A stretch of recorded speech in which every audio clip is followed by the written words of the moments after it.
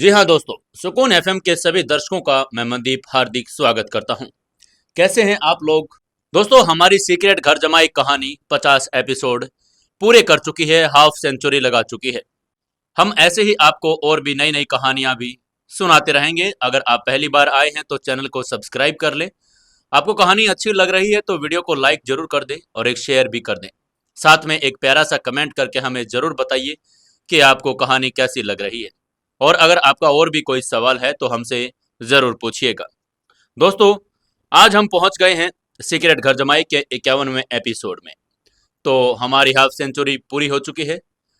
तो चलिए शुरू करते हैं सीक्रेट घर जमाई का 51वां एपिसोड। कियारा को जहर देने की वजह से शर्मा परिवार को समर ने खत्म कर दिया था। उसने पॉइजनस वाइपर को भी मार दिया।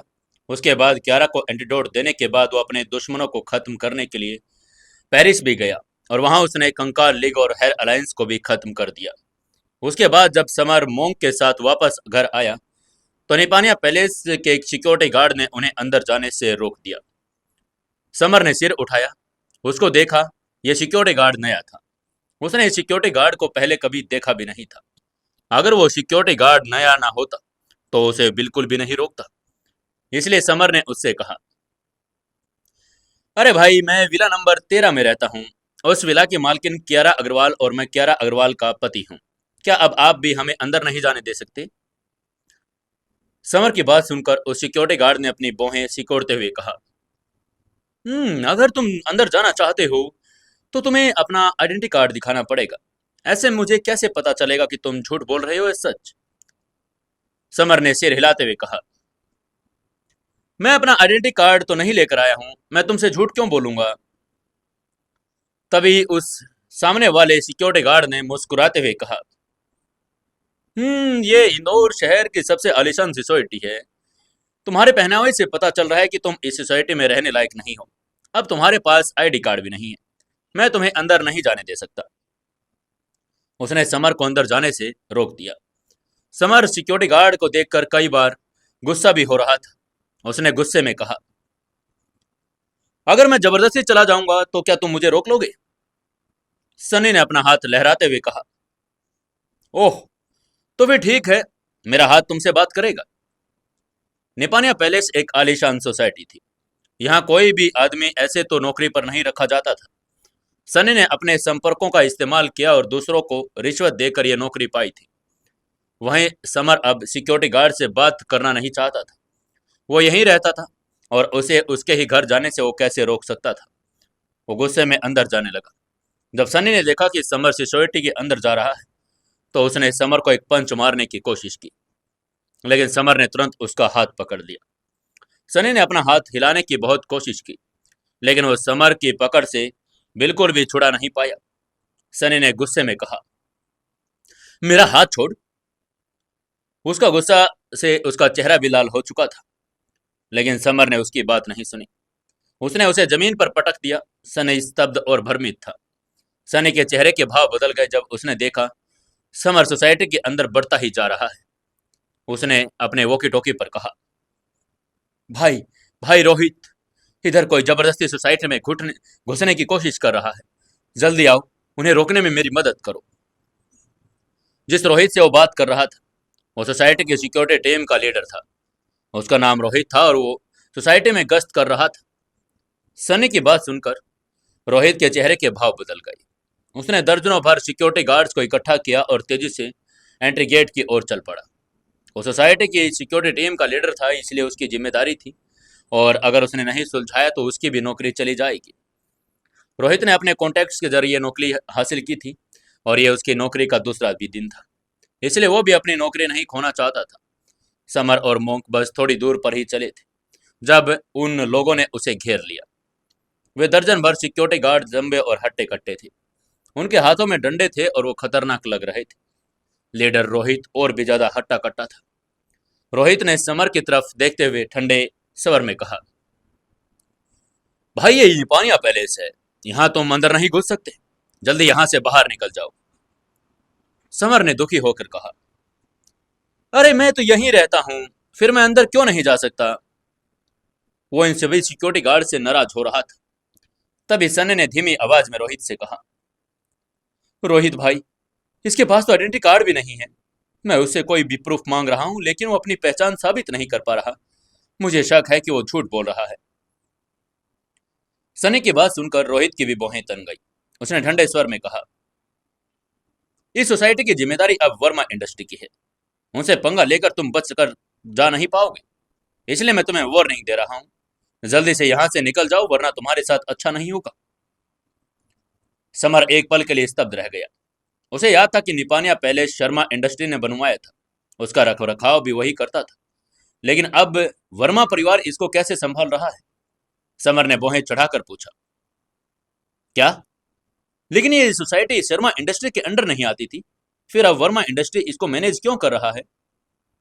रोहित ने अहंकार से कहा, दोस्त, तुम तो इस जगह से बिल्कुल अनजान लग रहे हो। शर्मा इंडस्ट्री के हेड और यंग मास्टर को किसी ने मार दिया।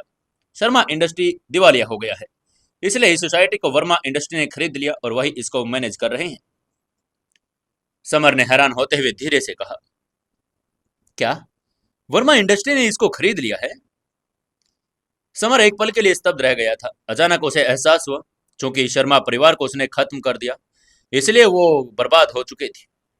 ये सोसाइटी शर्मा परिवार के अधीन थी और अब शर्मा इंडस्ट्री तो खत्म हो गई है, तो वर्मा इंडस्ट्री को इसे ले लिया है। आखिरकार वर्मा इंडस्ट्री भी चार बड़ी इंडस्ट्रीज में से एक थी। केवल वे ही सोसाइटी को मैनेज कर सकते थे। अन्य छोटी कंपनियों के पास इसे मैनेज करने की ताकत नहीं थी। समर को याद आया, यंग मास्टर गौरव वर्मा वर्मा परिवार के यंग मास्टर थे। उसका नाम यहाँ इस्तेमाल वो कर सकता था। वो सब आते ही उसने उन सिक्योरिटी गार्ड से कहा, रोहित, मैं यंग मास्टर गौरव को जानता हूँ। मेरा वो अच्छा दोस्त है और अब तो मुझे अंदर जाने दो। समर की बात सुनकर रोहित दंग रह गया। उसने चौंकते हुए धीरे से कहा, क्या? क्या कहा तुमने? तुम यंग मास्टर गौरव को जानते हो? हमारे यंग मास्टर गौरव को? रोहित की आंखों में भी आश्चर्य की चमक आ गई थी। अगर ये युवक यंग मास्टर गौरव को जानता है, तो वो इस लड़के को नाराज करने की गलती नहीं कर सकता। तभी सिक्योरिटी गार्ड सनी ने रोहित से कहा, रोहित भाई, ये झूठ बोल रहा है। यंग मास्टर इसके जैसे फटीचर को कभी नहीं जानते होंगे। उसकी बात सुनकर रोहित ने एक पल को सोचा कि सनी तो बिल्कुल सही कह रहा है। यंग मास्टर गौरव एक करोड़ों की कंपनी का उत्तराधिकारी था और समर जैसे फटीचर को कैसे जानता होगा? रोहित ने भी फिर तिरस्कार भरी आवाज में कहा, हाँ, तुम जितने मर्जी झूठ क्यों ना बोल लो, तुम्हें अंदर तो मैं जाने नहीं दूंगा। लेकिन समर ने रोहित की बात पूरी तरह से अनदेखी कर दी। उसने अपना फोन निकाला, यंग मास्टर गौरव का नंबर डायल कर दिया। कुछ ही रिंग्स में उधर से यंग मास्टर गौरव ने फोन उठाया और एक्साइटमेंट और खुशी से पूछा, समर भाई, क्या बात है, आज बड़े दिनों बाद अपने इस दोस्त को याद किया? इधर समर ने बिना किसी फॉर्मेलिटी के सीधे मुद्दे पर आते हुए कहा,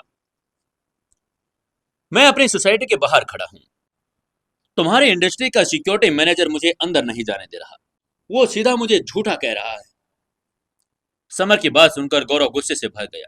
समर उसके बड़ा भाई की तरह था, वो व्यक्ति जिसने उसके सबसे ज्यादा कद्र की थी। उसने मन ही मन सोचा, इनकी समर भाई को सोसाइटी में जाने से रोकने की हिम्मत कैसे हुई? क्या वे अपनी मौत को तलाश कर रहे हैं? यंग मास्टर गौरव ने समर से कहा, समर भाई, समर भाई, आप सिक्योरिटी टीम के लीडर को फोन दीजिए, मैं उसे अभी सबक सिखाता हूं। समर ने हल्के मुस्कान के साथ फोन रोहित की ओर बढ़ाते हुए कहा, रोहित, तुम्हारे यंग मास्टर गौरव तुमसे बात करने के लिए कह रहे हैं। रोहित ने बिना सोचे समझे हाथ में फोन ले लिया। उसने फोन अपने कान से लगाया तो उसे एक कड़क आवाज सुनाई दी, रोहित, तुम्हारी हिम्मत इतनी ज्यादा बढ़ गई है? फोन से आ रही आवाज सुनकर रोहित के चेहरे के भाव बदल गए। वो वर्मा परिवार का एक सीनियर कर्मचारी था, इसलिए स्वाभाविक रूप से उसने यंग मास्टर गौरव की आवाज को पहचान लिया था। इसमें कोई शक नहीं था कि यंग मास्टर गौरव उससे बात कर रहे हैं। रोहित ने सम्मान पूर्वक कहा, और नहीं यंग मास्टर, ऐसी कोई बात नहीं है। आप हुक्म कीजिए, मैं आपकी क्या मदद कर सकता हूं? यंग मास्टर गौरव ने फोन पर चिल्लाते हुए कहा, रोहित, मैं तुम्हें बता दूं, समर मेरा बड़ा भाई है। उसे सोसाइटी के अंदर जाने से रोकने की तुम्हारी हिम्मत भी कैसे हुई? क्या तुम मरना चाहते हो? यंग मास्टर गौरव की बात सुनकर रोहित सन्न रह गया। उसने हैरान होते हुए मन ही मन बड़बड़ाया, क्या ये फटीचर यंग मास्टर गौरव का बड़ा भाई है। उसे आखिरकार समझ आ गया कि उसने किसे नाराज कर दिया है। वो कोई आम इंसान नहीं था, बल्कि यंग मास्टर गौरव का बड़ा भाई था। पछतावे में रोहित ने जल्दी से सारा दोष सन्नी पर मर दिया और कहा कि उसी ने समर को सोसाइटी में अंदर जाने से मना कर दिया था। तभी उधर से यंग मास्टर गौरव ने गुस्से में चिल्लाते हुए कहा, रोहित, मैं तुम्हें बता दूं, अगर समर भाई तुमसे जरा भी नाराज हुए तो मैं तुम्हें तुरंत नौकरी से निकाल दूंगा। रोहित ने सम्मानपूर्वक कहा, निश्चित हो जाइए यंग मास्टर गौरव। मैं समर मेरा मतलब मैं समर भाई से कोई भी जबरदस्ती नहीं करूंगा और ना ही किसी को करने दूंगा। हम सभी उनका सम्मान करेंगे। रोहित ने फोन रखने के बाद सम्मान पूर्वक कहा, समर भाई, आपके साथ हमने जो कुछ भी किया एक गलत फहमी थी। आप समझ सकते हो ना कि आप लोगों की सुरक्षा में हमें थोड़ा कड़क होना पड़ता है, वरना कुछ भी हो सकता है, इसलिए कृपया मुझे माफ कर दीजिए। समर ने सनी की ओर इशारा करते हुए कहा, उसने अभी मुझे झूठा कहा था। वो मुझे सबक भी सिखाना चाहता था। तुम्हें क्या लगता है हमें उसके साथ क्या करना चाहिए? रोहित ने दांत पीसते हुए कहा, समर भाई, समर भाई, मैं सनी को अभी से अभी नौकरी पर निकाल दूंगा। उसकी जगह नया सिक्योरिटी गार्ड रखेंगे। सनी ने जब सुना कि उसे नौकरी से निकाला जा रहा है तो उसने डर के मारे चिल्लाते हुए कहा, रोहित भाई नहीं, नहीं रोहित भाई। ये नौकरी पाने के लिए उसने बहुत पैसा भी खर्च किया था। निपानिया पैलेस के सिक्योरिटी गार्ड की नौकरी कोई साधारण नौकरी नहीं थी। यहाँ उसे करोड़पति लोग मिलते थे और जो उसे अच्छी खासी टिप देते थे। इसके अलावा उसकी सैलरी भी बहुत अच्छी थी। वो अपनी नौकरी नहीं खोना चाहता था। रोहित सन्नी की मिन्नतों से टस मस नहीं हुआ। उसने तुरंत सन्नी को नौकरी से निकाल दिया, क्योंकि वो समर को नाराज नहीं करना चाहता था। रोहित ने समर को व्यक्तिगत रूप से विदा करते हुए सम्मान भरी आवाज में कहा, अपना ख्याल रखिएगा समर भाई। अंदर जाते वक्त मोंक ने समर से पूछा, समर भाई, ये यंग मास्टर गौरव कौन है? वो बहुत पावरफुल लगता है। मोंक दुनिया के सामने समर को समर भाई ही कहकर बुलाता था। समर ने हल्की मुस्कान के साथ कहा, वो वर्मा परिवार का यंग मास्टर है, जो इंदौर शहर के 4 बड़े परिवारों में से एक है, और इसलिए वो भी इंदौर शहर के 4 यंग मास्टर्स में से एक है। मैंने कुछ समय पहले उसकी एक बीमारी का इलाज किया था। उसके बाद वो मुझे अपना बड़ा भाई मानने लगा है। मोंक ने समर की ओर प्रशंसा से अंगूठा दिखाया। उसका भाई बहुत अच्छा था। उसको इंदौर में आए हुए ज्यादा समय नहीं हुआ था, लेकिन फिर भी उसने शहर के एक यंग मास्टर को अपना फॉलोअर बना लिया था। समर मोंक को विला नंबर 13 में ले गया। क्योंकि वो अपनी चाबी अपने साथ जाना भूल गया था, इसलिए उसने दरवाजा खटखटाया और उस समय शाम के 7:30 बज रहे थे। इसलिए वो जानता था कियारा घर पर ही होगी। दरवाजे पर दस्तक सुनकर कियारा ने तुरंत दरवाजा खोला। समर को देखकर उसके चेहरे पर आश्चर्य की एक झलक दिखाई दी। पिछले कुछ दिनों में उसे समर को देखने की आदत हो गई थी। अब जब समर नहीं होता था तो उसे लग रहा था कि उसके जीवन में कुछ अधूरा सा है, इसलिए वो समर को देखकर खुश हो गई थी। लेकिन जब कियारा ने समर के बगल में खड़े आदमी को देखा तो उसके चेहरे पर एक आश्चर्य की झलक आ गई। यह आदमी हैंडसम और औसत कद काठी का था। बेशक वो समर जितना हैंडसम तो नहीं था। कियारा इसलिए हैरान थी क्योंकि उसने इस आदमी को पहले कभी देखा भी नहीं था।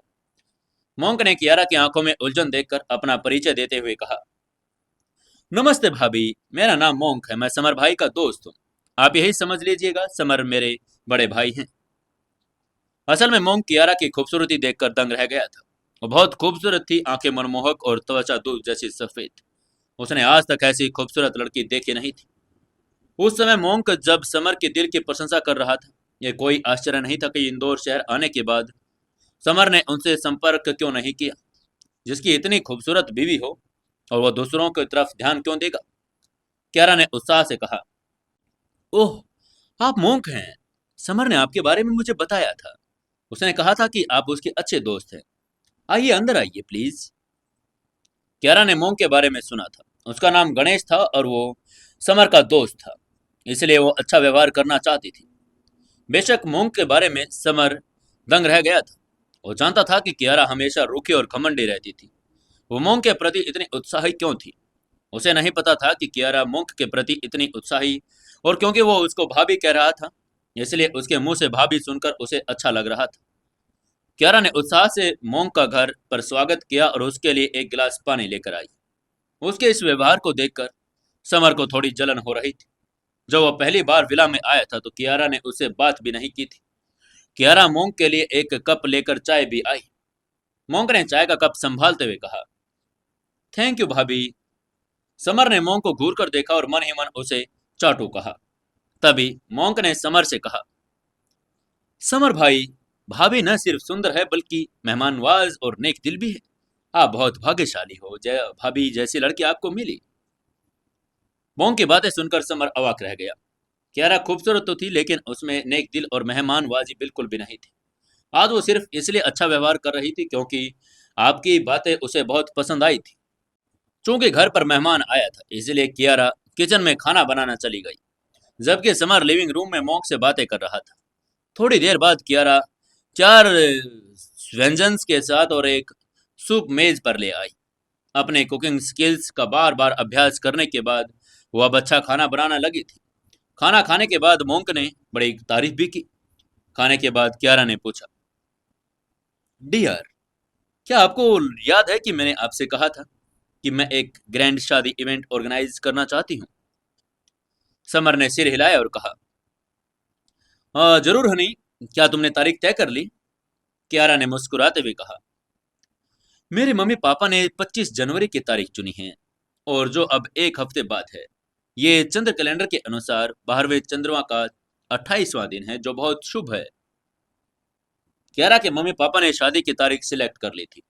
कियारा की माँ उसका बहुत ख्याल रखती थी। वो जानती थी कि भले ही समर और कियारा ने अपनी शादी का रजिस्ट्रेशन करा लिया है लेकिन उन्होंने शादी नहीं की थी।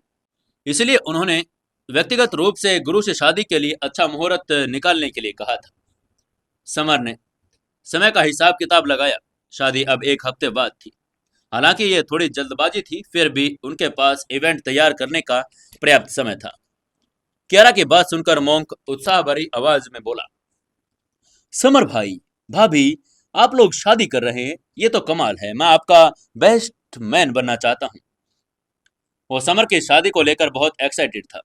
वो शादी में हंगामा मचाने के लिए तैयार था। वो बोल्ड मैन और डेथ गॉड को भी यूरोप में शादी में शामिल होने के लिए बुलाना चाहता था, लेकिन वो ये भी जानता था कि एलिस को इसके बारे में नहीं बताना चाहिए क्योंकि वो समर की शादी के बारे में सुनकर दुखी हो जाएगी। समर, कियारा और मोंक ने खाना खाते हुए शादी के बारे में बात की। उन्होंने शादी के इनविटेशन, कपड़ों और मिठाइयों के बारे में पूरी प्लानिंग कर ली थी। खाना खत्म करने के बाद उन्होंने शादी की ज्यादातर तैयारियां शुरू कर दी और उन्हें सबसे पहले शादी के लिए एक बैंकेट हॉल ढूंढना था। तभी मोंक ने समर को देखा और कहा, बड़े भाई, रात के 9 बज चुके हैं, मैं होटल वापस जा रहा हूँ। उसने एक होटल बुक कर लिया था क्योंकि देर हो चुकी थी और स्वाभाविक रूप से सोने के लिए होटल जाना चाहता था। समर और कियारा दोनों ने ही मोंक से विला में रुकने के लिए कहा, लेकिन उसने होटल वापस जाने की जिद की। उसने कहा कि उसे विला में रहने की आदत नहीं, असल में वो उस जोड़े के जीवन में दखल नहीं देना चाहता था। तभी कियारा ने समर से कहा, डियर, अगर आप चाहो तो आज मोंक के साथ उनके होटल में रुक सकते हो। मैं आपको ऑफिस से कल दिन की छुट्टी दे दूंगी। आप मोंक को इंदौर शहर घुमा देना। यह मानना पड़ेगा कि कियारा दूसरों के सामने समर का बहुत सम्मान करती थी। एक आदमी के जीवन में सबसे ज्यादा मायने रखने वाली चीज होती है उसका ही सम्मान। कियारा बहुत चालाक थी। वो जानती थी कि उसे समर के दोस्तों के सामने समर को सम्मान देना चाहिए। समर ने कियारा की तरफ मुस्कुराते हुए देखा और मोंक के साथ होटल की तरफ चल पड़ा। रास्ते में मोंक ने कियारा की खूब तारीफ की। उसने कहा कि समर भाग्यशाली है, ऐसी लड़की उसे मिली। मोंक की तारीफ सुनकर समर कुछ नहीं बोला, वो बस हल्के से मुस्कुराया। हालांकि कियारा घमंडी थी और कभी कभी गुस्सा भी करती थी, लेकिन उसने समर के दोस्त के सामने बहुत अच्छा व्यवहार किया था। समर और मोंक होटल वापस चले गए। थोड़ी देर बाद बात करने के बाद वो सो गए। अगले दिन सुबह मोंक बहुत जल्दी उठ गया। आज वो अपने गुरु से मिलने आश्रम वापस जाने वाला था। समर भी जल्दी उठ गया और वो मोंक के साथ था। कियारा ने उसे मोंक के साथ जाने के लिए एक दिन की छुट्टी दी थी। समर भी मोंक के साथ उसके गुरु से मिलना चाहता था, इसलिए उसने अपने कॉन्टैक्ट्स का इस्तेमाल किया और हिमालय की पहाड़ियों पर जाने के लिए एक हेलीकॉप्टर का इंतजाम कर लिया था। हेलीकॉप्टर में जाते हुए समर ने मुस्कुराते हुए मोंक से पूछा, मोंक, मैंने सुना है कि आपके गुरु एक अद्भुत व्यक्ति हैं जो फ्यूचर भी प्रिडिक्ट कर सकते हैं। क्या ये सच है? जब वो शेडो ग्रुप टीम का हिस्सा था तो अक्सर मोंक से सुनता था कि एक अद्भुत गुरु है जो न केवल जियोलॉजिस्ट हैं और बल्कि भविष्य भी प्रिडिक्ट कर सकते हैं। समर को मोंक की बातों पर संदेह हुआ। वो जानता था कि मोंक उसे झूठ तो नहीं बोलेगा, लेकिन वो मेटाफिजिक्स में पूरी तरह से विश्वास नहीं करता था। मोंक ने सिर हिलाया और कहा, समर भाई, मेरे गुरु बहुत पावरफुल हैं। जब आप उनसे मिलोगे तब देख लीजिएगा। मोंक अपने गुरु का सम्मान करता था। उसके गुरु एक सच्चे एक्सपर्ट थे जो एक ही नजर में किसी को भी असली रूप दिखा सकते थे। समर और मोंक आश्रम में पहुंच गए। वहां एक छोटा सा लड़का मोंक को देखकर बहुत खुश हुआ। उसने अपने सीनियर को स्पष्ट रूप से पहचान लिया था। वो छोटा लड़का लगभग 15 वर्ष का था और उसने मार्शल आर्ट सूट भी पहना हुआ था। छोटे लड़के का नाम अविराज था, जो उसने भी पहले मोंक के साथ ट्रेनिंग की थी।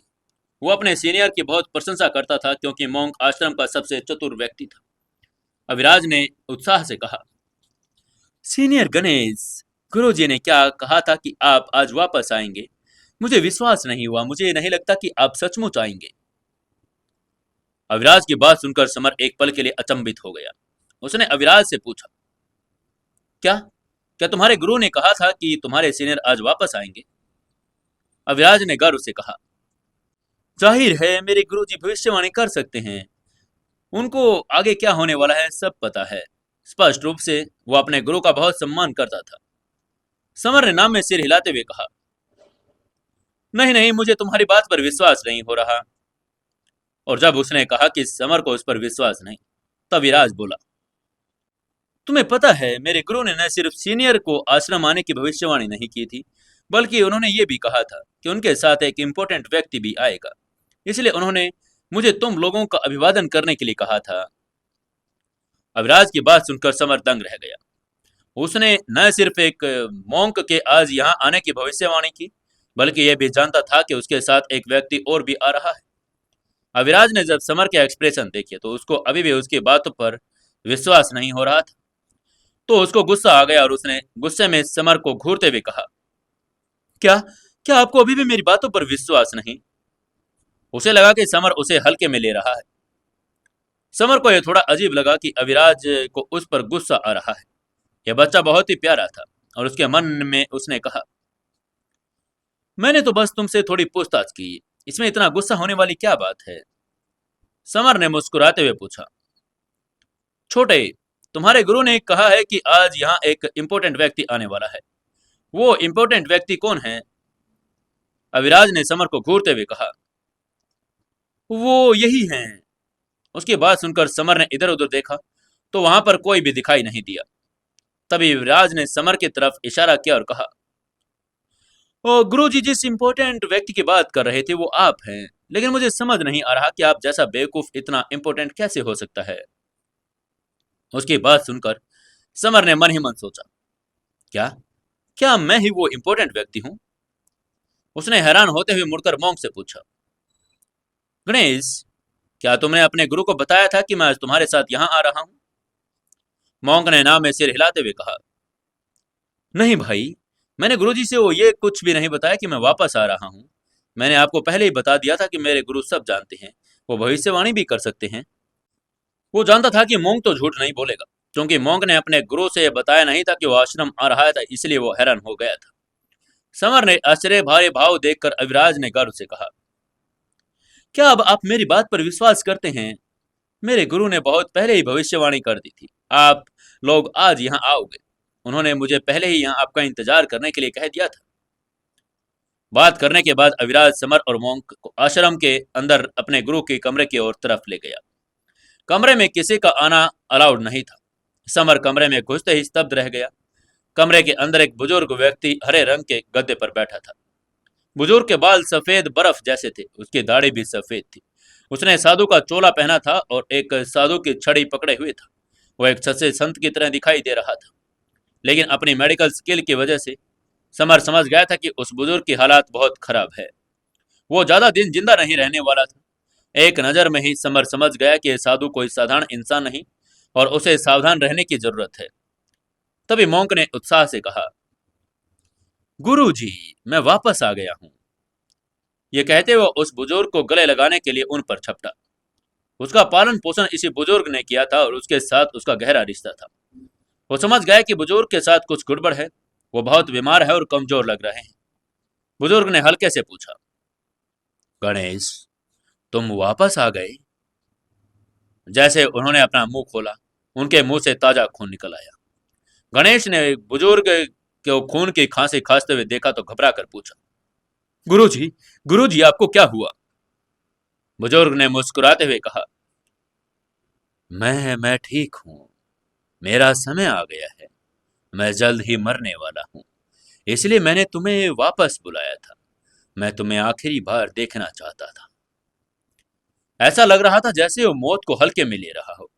मोंक ने रोते हुए कहा, गुरुजी, गुरुजी, मैं आपको मरने नहीं दूंगा। मैं आपको कुछ भी नहीं होने दूंगा गुरुजी।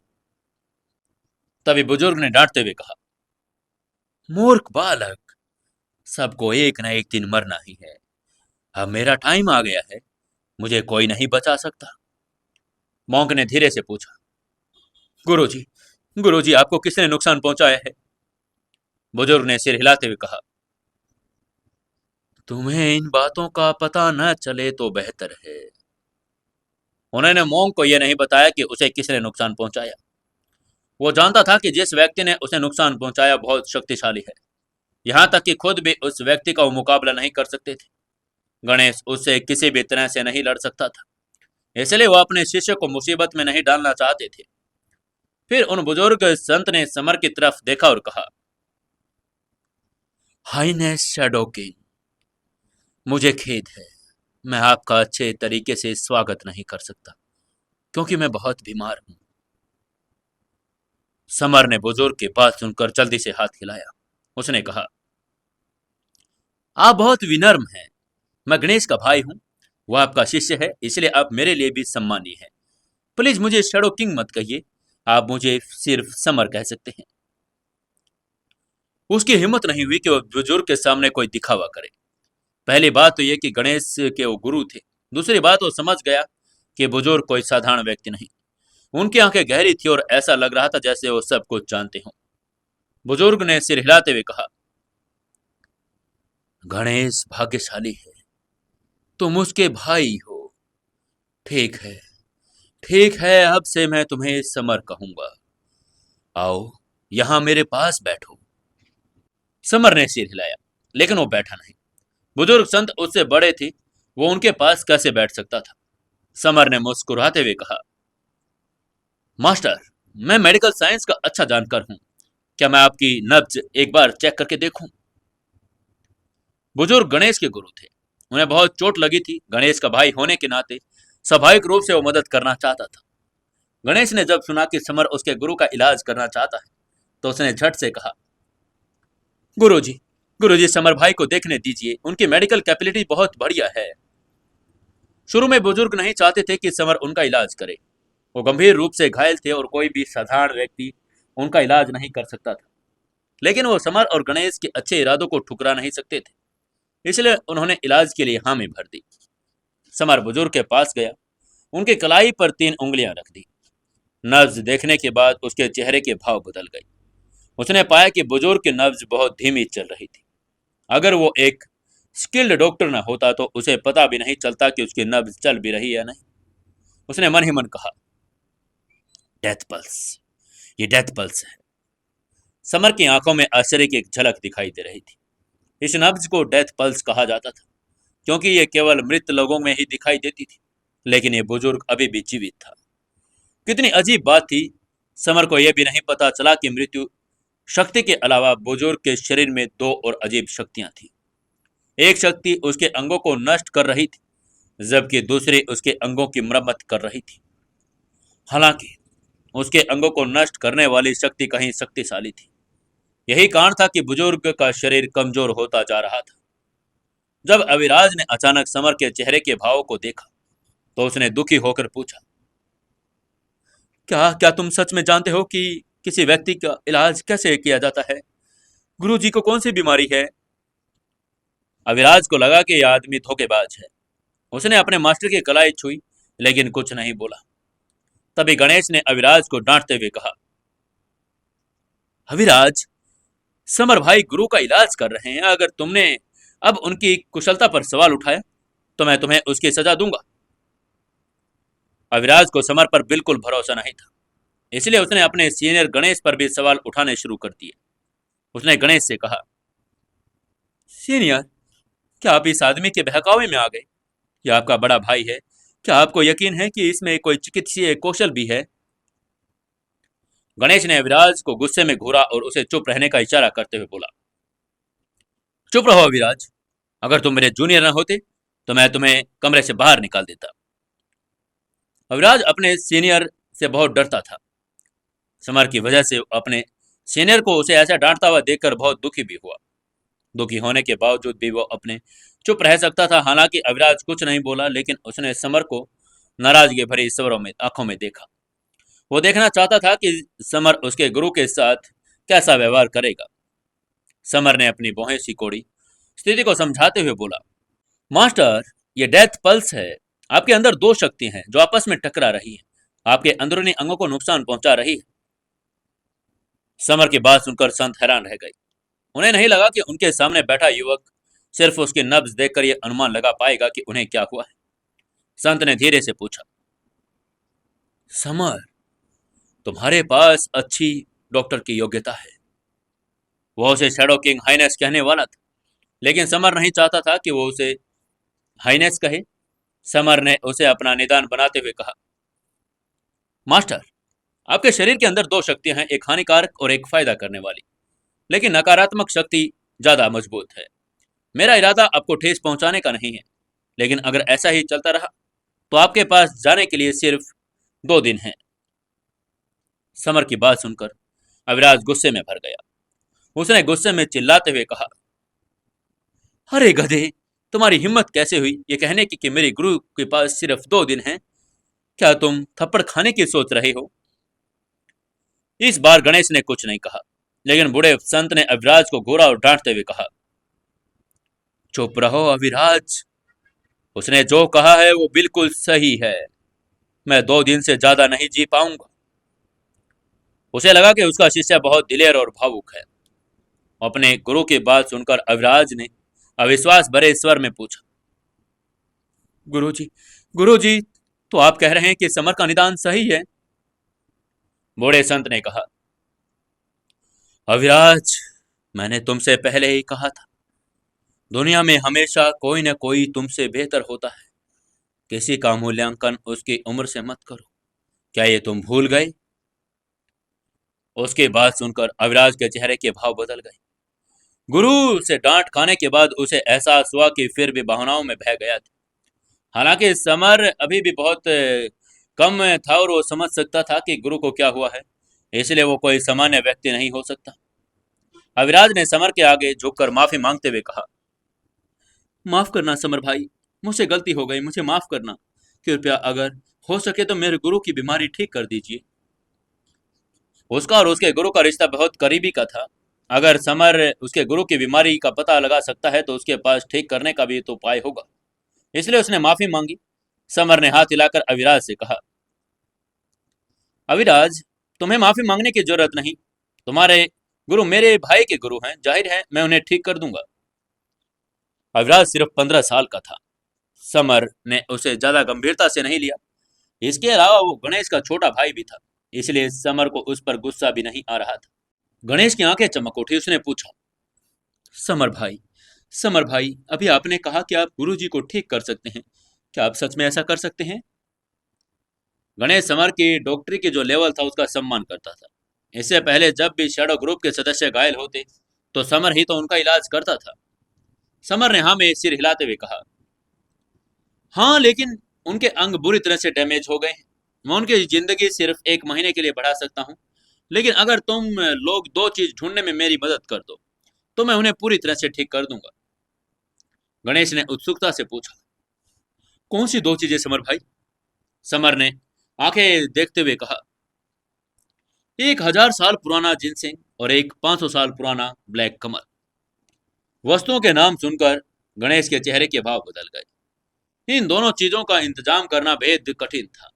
प्रदूषण और भारी कटाई के कारण 100 साल पुराना जिनसिंग मिलना मुश्किल था। 1000 साल पुराना तो दूर की बात। रही बात ब्लैक कमल की तो ये भी असंभव था। यह पूरे साल में एक या दो ही बार खिलते थे।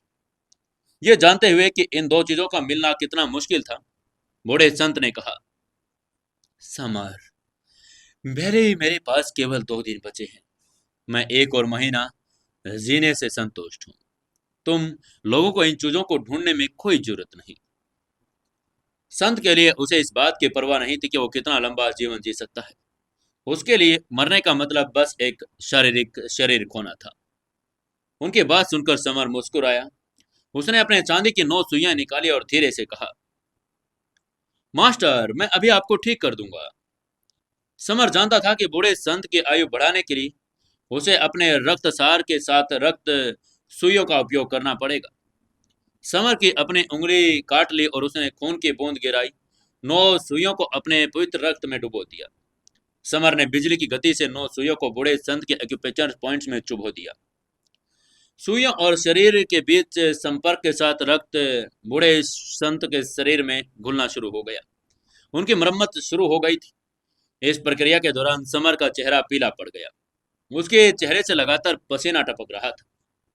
पिछली बार धर्मेंद्र ठाकुर का इलाज करते वक्त उसका सार रक्त पहले ही बह चुका था और इस बार उसके शरीर को नुकसान पहुंचा। समर का सार रक्त सामान्य रक्त से अलग था। यह बेहद कीमती था। इसकी भरपाई नहीं की जा सकती थी। आधे घंटे बाद समर ने बुजुर्ग संत के शरीर से 9 सुइयां निकाली और धीरे से सांस छोड़ी। समर के उपचार के बाद बुजुर्ग का चेहरा लाल हो गया। उनके शरीर पहले के पीले पड़ने से पहले बेहतर हो गया था। कुछ देर पहले तक वो सिर्फ बैठा था और अब वो खड़ा भी हो पा रहा था, जिससे साबित हुआ कि समर का उपचार थोड़ा सा कारगर है। बूढ़े संत ने मुस्कुराते हुए समर का शुक्रिया अदा और कहा, समर, तुम्हारा बहुत बहुत धन्यवाद। समर ने हाथ हिलाकर जवाब दिया, आपको ज्यादा ही विनम्र हो रहे हैं मास्टर। समर का चेहरा पीला पड़ चुका था। उसका पीला चेहरा देखकर अविनाश तुरंत उसके लिए एक कप चाय लेकर आया और वापस आकर बोला, ये गैनोड्रमा चाय है। यह आपकी थकान दूर करने में मदद करेगी। इसे जल्दी पी लीजिए। अविनाश समर का बहुत आभारी था क्योंकि उसने गुरु की जिंदगी 1 महीने के लिए बढ़ा दी। इसलिए वो खुद समर के लिए एक कप चाय लाया। समर ने चाय पी। उसका स्वाद थोड़ा कड़वा था और थोड़ा सा मीठा। चाय गले में होते हुए पेट में चली गई और उसकी सहन शक्ति और ऊर्जा वापस आने लगी। चाय पीने के बाद समर ने मुस्कुराते हुए कहा, मास्टर, अब मेरे जाने का समय आ गया और उसका आपका उपचार भी सही से हो गया है, इसलिए मैं अब चलता हूँ। समर खड़ा हुआ और जाने के लिए तैयार हो गया। बूढ़े संत की बीमारी का इलाज करने से पहले वो बहुत कुछ बर्बाद कर चुका था। अब उसे जल्दी वापस जाना था, कहीं कोई और प्रॉब्लम ना क्रिएट हो जाए। लेकिन तभी बूढ़े संत ने समर को रोकते हुए कहा, समर, थोड़े समय रुको। मैं तुम्हारा भविष्य बताने की कोशिश करता हूँ। वह समर का धन्यवाद करने के लिए ऐसा कर रहा था। जो वो बीमार हुआ था तब उसने दूसरों का भविष्य नहीं बताया। अगर कोई अरबपति भी पूछे तो वो नहीं बताता। आज पहली बार उसने कोशिश की। संत ने अपनी दृष्टि एकाग्र की। समर के माथे, नाक और आकाश को देखने के बाद उसका चेहरा बदल गया। बूढ़े संत ने भयभीत होकर कहा, समर, तुम्हारे साथ कुछ बुरा होने वाला है। बहुत खून खराबा होने वाला है। उनकी बात सुनकर समर हैरान था। अगर उसके सामने वाला आदमी गणेश का गुरु ना होता तो कब का उसको लात मार चुका होता। वो इतने आराम से रह रहा था, उसके साथ खून खराबा कैसे हो सकता था। बूढ़े संत की बात सुनकर समर हतप्रभ सा चेहरा लेकर गणेश को देखा और उसने गणेश उनके बीच में आकर बोला, गुरुवार, समर भाई शैडो ग्रुप के किंग और अंडरवर्ल्ड के नंबर 1 किंग है। उनके साथ बुरा कैसे हो सकता है। बूढ़े संत ने अपना सिर हिलाया और कहा, मैंने कुछ झूठ नहीं कहा। हालांकि समर का स्वर्ग क्षेत्र मोटा है, फिर भी उसमें भूरे रंग का एक संकेत है। नाक की नोक पर एक कालेपन का संकेत है। थोड़े समय के भीतर वो या उसके आसपास के लोग किसी प्रकार के खून खराबे से गुजरेंगे। ये देखकर समर को उस पर विश्वास नहीं हो रहा था। साधु ने आगे कहा, मैं तुम्हें यकीन दिलाने के लिए एक बात बताता हूं। अभी कुछ देर पहले तुम्हारी बीवी को किसी ने जहर दिया था। अगर तुम समय पर वापस नहीं आते तो वो मर जाती। बताओ, अभी मैं तुमसे झूठ बोल रहा हूं। उसकी बात सुनकर समर हैरान था। अभी कुछ दिन पहले तो समर की बीवी कियारा को किसी ने जहर दिया था। समर अगर टाइम पर नहीं पहुंचता तो वो मर जाती। इसलिए समर ने हैरान होते हुए पूछा, मास्टर, आप क्या कह रहे हैं? ये खून खराबा मेरे साथ हो सकता है, मेरे रिश्तेदारों या दोस्तों के साथ? क्या आप इसके बारे में थोड़ा डिटेल में बता सकते हैं? बुजुर्ग ने अफसोस के साथ कहा, हाँ समर, तुम्हारे या तुम्हारे आसपास के लोगों को जल्द ही खतरे का सामना करना पड़ेगा। तुम्हें सावधान रहना होगा। दुर्भाग्य से मेरे पास ऊर्जा कम है, वरना मैं घटना की सटीक तारीख का अनुमान भी लगा सकता। भविष्य पता लगाने में बहुत ऊर्जा लगती थी। समर ने उसका शुक्रिया अदा किया और कहा, आपका बहुत बहुत धन्यवाद मास्टर, मैं इस बात का खास ध्यान रखूंगा। तभी समर की बात सुनकर बूढ़े संत ने गणेश की तरफ देखते हुए कहा, समर एक काम करो, तुम गणेश को अपने साथ ले जाओ। इस तरह खतरे के समय ये तुम्हारी थोड़ी बहुत मदद कर देगा। समर ने उसे बचाया भी था और इसलिए स्वाभाविक रूप से वो किसी न किसी तरह से मदद करना चाहते थे।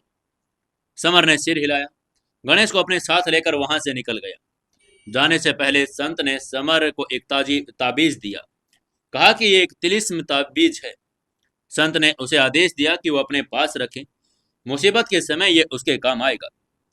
ताबीज पीले धातु का टुकड़ा था, जिसके ऊपर अजीबोगरीब चिन्ह बने थे और समर को इसका कोई मतलब पता नहीं था, लेकिन उसे लगा कि इसमें कुछ तो शक्ति है। उसने सावधानी से ताबीज अपनी जेब में रख लिया। आखिरकार ये गुरु की कृतज्ञता का प्रतीक था। वापसी में समर ने गणेश से कहा, मॉन्क, तुम्हारे गुरु निश्चित रूप से कोई सिद्ध पुरुष हैं।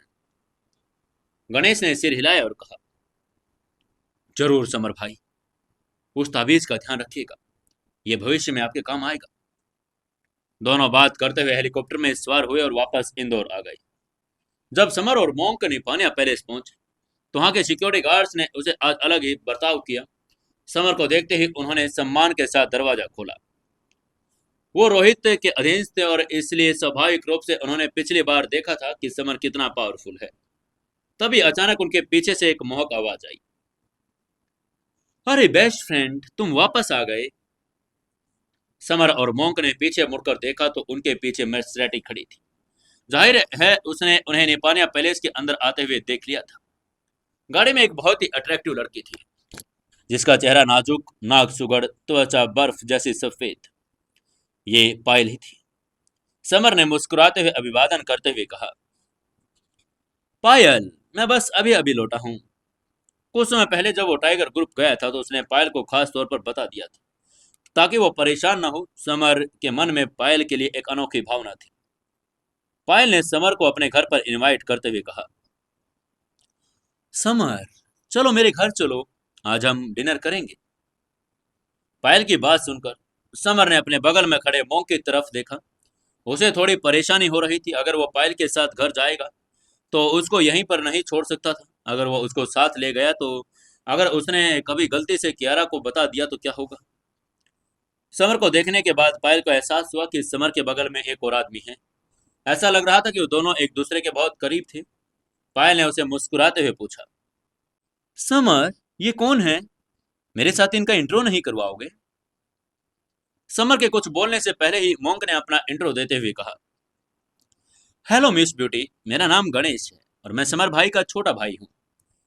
मॉन्क उसको देखकर बहुत एक्साइटेड हो गया था। उसने मन ही मन सोचा, एक और खूबसूरत लड़की, ये भी कियारा भाभी जितनी सुंदर है। लेकिन अगले ही पल पायल ने जो कहा उसको देखकर चौंक गया। पायल ने भी मॉन्क को अपना इंट्रो देते हुए कहा, हेलो, मेरा नाम पायल है और मैं समर की गर्लफ्रेंड हूँ। तुम समर के भाई हो तो तुम भी आओ मेरे साथ घर चलो। मैं आज रात तुम लोगों के लिए अच्छा सा डिनर बनाऊंगी। मॉन्क हैरान रह गया, मानो उसके दिल में लाखों टुकड़े हो गए हो। ठीक है, कियारा का खूबसूरत होना ठीक है, लेकिन वो समर की पत्नी थी। लेकिन उसके सामने जो बूटी थी वो भाई की गर्लफ्रेंड थी। उसके जैसे सिंगल लोग कैसे जिंदा रह सकते थे? मॉन्क की आंखों का भाव देखकर समर समझ गया कि वो क्या सोच रहा है। वो पास गया, उसके कंधे पर हाथ रखा और बोला, ये मेरी गर्लफ्रेंड पायल है, तुम इसे भाभी भी कह सकते हो। मॉन्क ने समर को जलन भरी निगाहों से देखा। उसकी आंखों में छोटे छोटे सितारे चमक रहे थे। उसने मन ही मन कहा, वाह भाई वाह, कमाल है, एक के बाद एक ब्यूटी के साथ। अगर आप ही सभी लड़कियों को ले जाएंगे तो मेरे जैसे सिंगल लड़कों का क्या होगा। पायल की गाड़ी में बैठकर समर और मोंक विला नंबर 14 में पहुंचे। उनके दरवाजा खटखटाने पर हिमांशी ने दरवाजा खोला। समर को देखकर वो खुश हुए और बोली, जीजू आप आ गए। आज हिमांशी ने गुलाबी रंग का सूट पहना था, बहुत प्यारी लग रही थी। समर ने उसकी तारीफ करते हुए कहा, हिमांशी तुम पहले से ज्यादा खूबसूरत लग रही हो। अपनी तारीफ सुनकर हिमांशी का चेहरा अचानक लाल हो गया। समर द्वारा तारीफ किए जाने पर उसका दिल खुशी से उछल पड़ा था। हिमांशी की खूबसूरत देखकर मोंग की आंखें चमक उठी। वो उससे बात करने के लिए तैयार हो गया। दुर्भाग्य से हिमांशी ने उसकी तरफ देखा भी नहीं।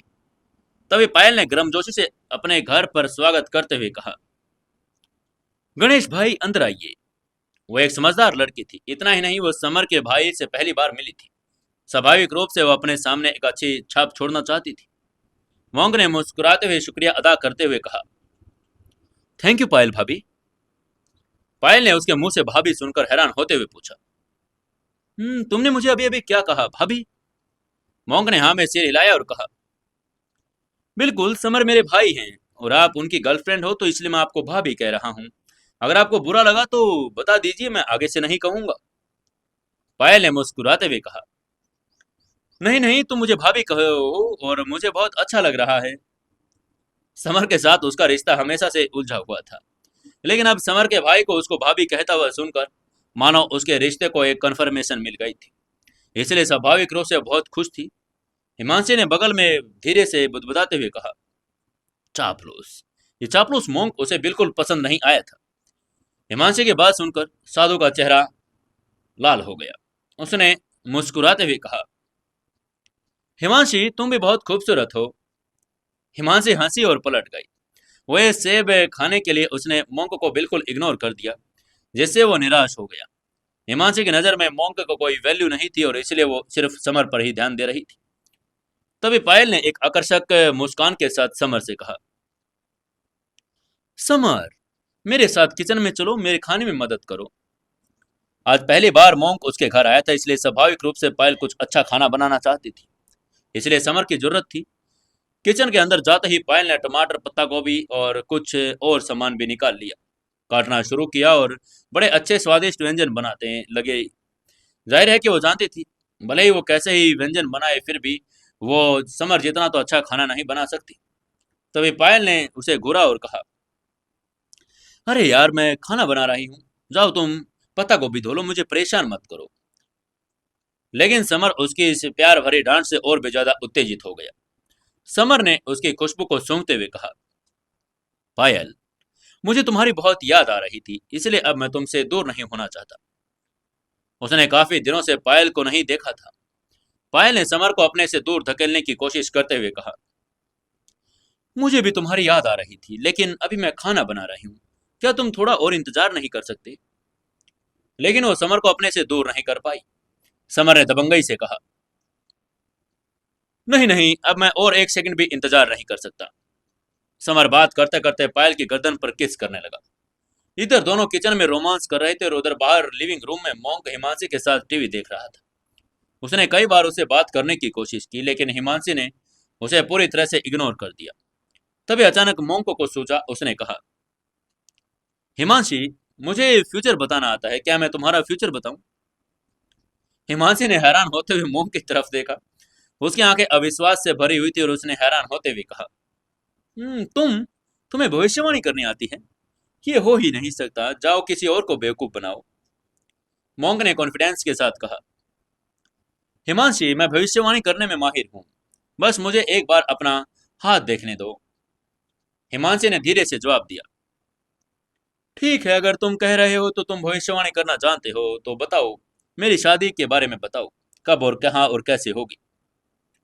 मोंक ने थोड़ा हैरान होते हुए कहा, शादी? ठीक है, तुम्हें शादी के बारे में बताता हूँ।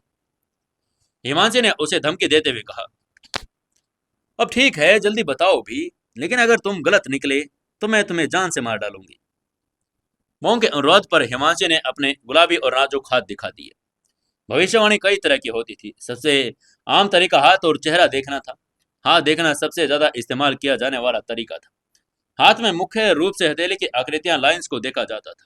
Love line, business line, life line line और डेथ लाइन, हेल्थ लाइन, सब कुछ वहां पर होता है।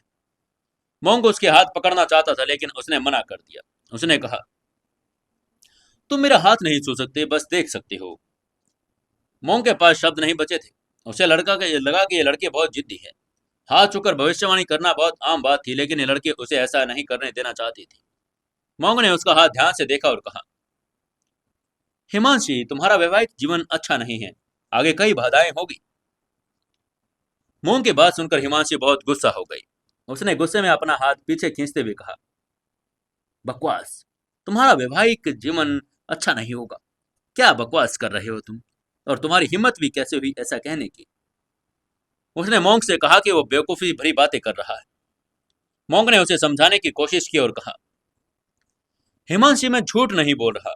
मैं तुम्हारी लव लाइन से अंदाजा लगा सकता हूं कि तुम किसी को पसंद करती हो, लेकिन अगर वो तुम्हें पसंद नहीं करता तो तुम उसे पा भी नहीं सकती। इसलिए तो मैंने कहा कि तुम्हारी शादीशुदा जिंदगी अच्छी नहीं रहेगी।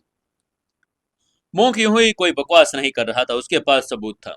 हिमांशी की लव लाइन बीच में ही अलग हो गई, जिसका मतलब था कि उसके प्यार में कुछ रुकावटें आ रही है। इतना ही नहीं, उसके दो रिश्ते हैं, इसका मतलब कि वो किसी को पसंद करती है लेकिन वो उसे पसंद नहीं करता। मोंग की बात सुनकर हिमांशी के चेहरे के भाव बदल गए। वह हैरान थी क्योंकि वो दिल से किसी को पसंद करती थी, लेकिन वो उसे पसंद नहीं करता था।